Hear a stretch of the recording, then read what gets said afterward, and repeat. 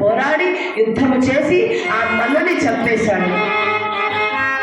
అది తర్వాత ఈ యొక్క సుదేశాదేవి అంది, అమ్మా మీకు వీణ వాయించడం వచ్చా అంటే ఏదో అప్పుడప్పుడు వాయించేదాన్ని అనగానే ఆ మాటలు విన్నటువంటి ఈ యొక్క ద్రౌపదీదేవి వీణ పట్టుకుని వాయిస్తుందండి.